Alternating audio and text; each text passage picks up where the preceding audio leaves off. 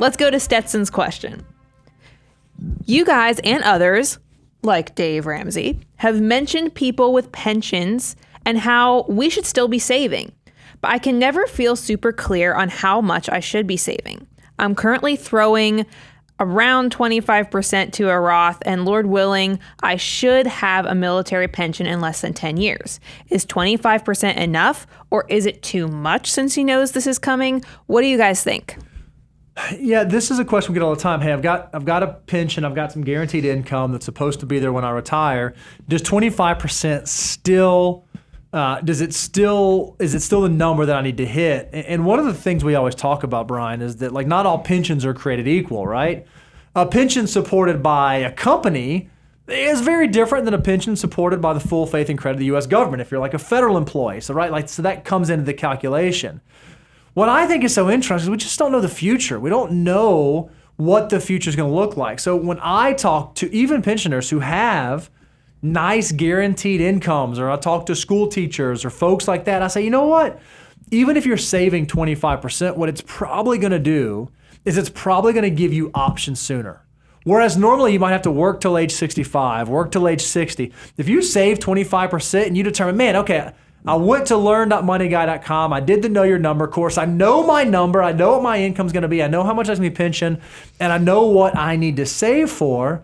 Man, I thought I was going to not do it till 65. I actually hit it at 57, or actually hit it at 55 or 53.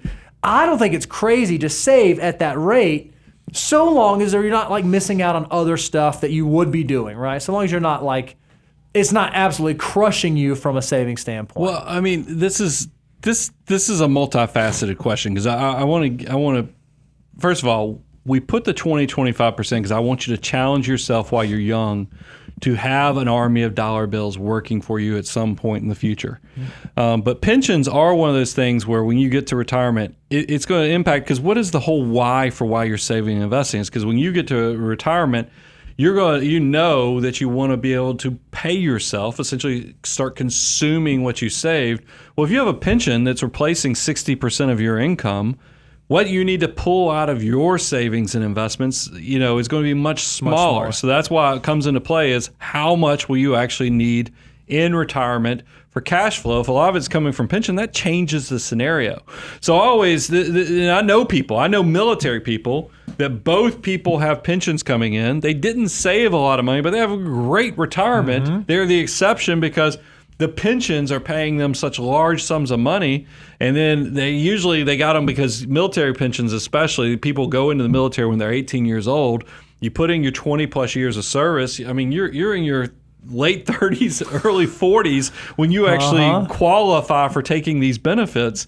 It's uncommon. Like I have a cousin who left the military, full retirement, and now he's doing contractor work for the military organizations. He's doing really cool stuff, and he makes great money. Mm-hmm. He's stacking. I mean, so it's so. But I don't think he's behind because he didn't save a ton while he was in the military. It's because his pension. And that's why I want to bring it back to Stetson's question.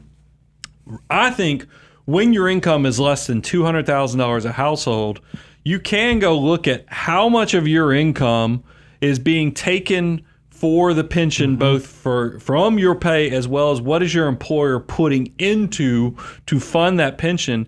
That's a part that you need to think about for what is being saved for my future. Because if you find out, like I used to do some county government stuff, and it wasn't uncommon that the employee had to, I think we did a forced savings of 8%, but then we, the employer, were having, because the pension was way underfunded at the time, we're having to do like 14% of these people's. So if you think about it, 22% of these, if we did a forced 8% and then the county had to do 14, that's 22% compensation.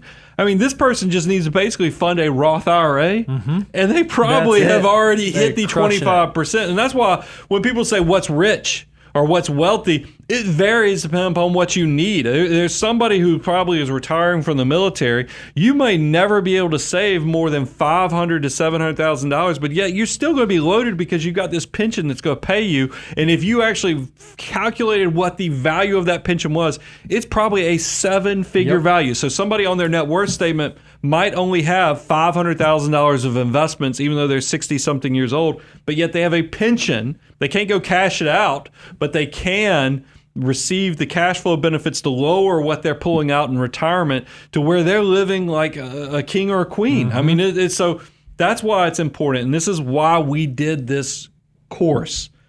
Know your number. It's not only a course, it is also a tool so you can figure out what is my retirement, what's my why look like in the future, so I can figure out, am I on the curve, am I behind the curve, am I ahead of the curve? Do I have a unique situation like a pension from the government? This is going to be your tool to know what to do next.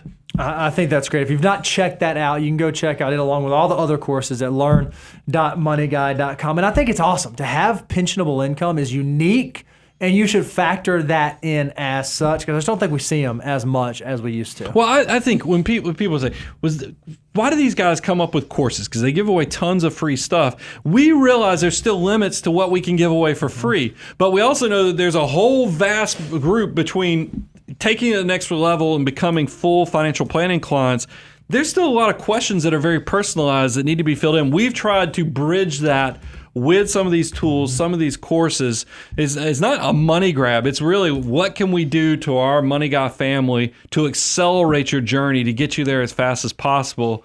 And that's where the Know Your Number. It was like, this is a no-brainer, because there's a lot of people that are probably doing great. They're financial mutants, but they don't have $500,000 yet. So we got to still give them a tool that lets them see where they are in this whole process to know if they need to continue to push harder, or can they let off a little bit and actually enjoy some of the fruits of what they've done. That's where this stuff comes from, if you ever wondered what the origin is. Love it.